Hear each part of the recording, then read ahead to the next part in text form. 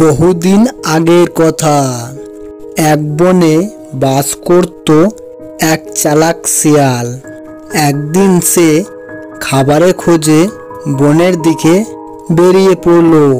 সে এদিকে ওদিকে ঘুরে বেড়ায়, কিন্তু কোনো খাবার পায় না। আর সে তখন বলে, এই বনে খাবার পাওয়া এখন খুব কষ্টকর। এইভাবে চলতে থাকলে তো না খেয়ে মরতে হবে। একটু সামনের দিকটা দেখি, কোনো খাবার পাই নাকি। এই বলে সে সামনের দিকে এগিয়ে গেল। যেতে যেতে সে হঠাৎ দেখতে পেল একটা বিশাল বড় মোটা সোটা হাতি মরে পড়ে রয়েছে। সেটা দেখে সে তার খিদে মেটানোর জন্য হাতিটার কাছে যায়।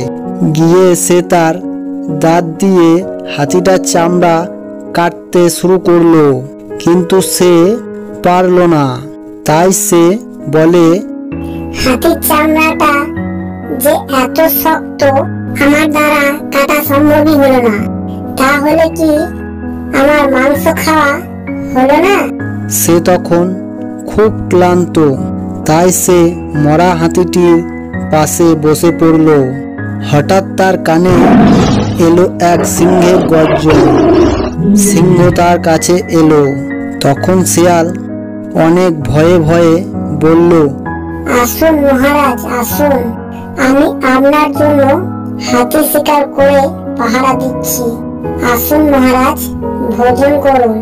সিংহ তখন জোরে হুঙ্কার দিয়ে বলল, আমার শিকার আমি নিজেই করি, অন্যের শিকার করা খাবার আমি খাই না। এই বলে সিংহ সেখান থেকে চলে গেল। কিন্তু কিছুক্ষণ পর সেই দিকে আসছিল একটি বাঘ।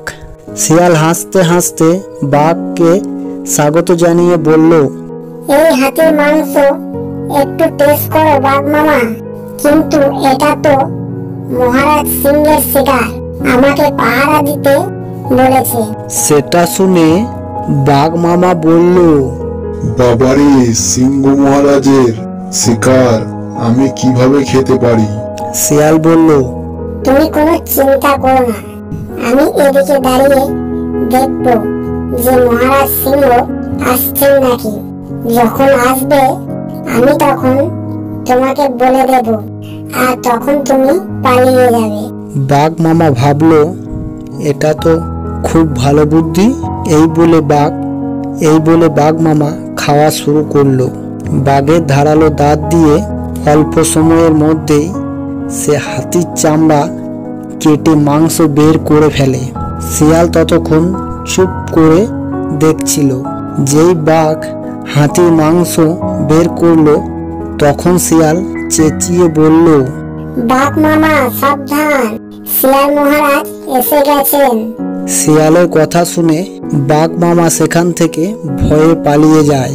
তখন শিয়াল খুব খুশিতে সে নাচতে লাগলো। তারপর তার আর হাতির মাংস খেতে কোনো রকমের সমস্যা থাকলো না।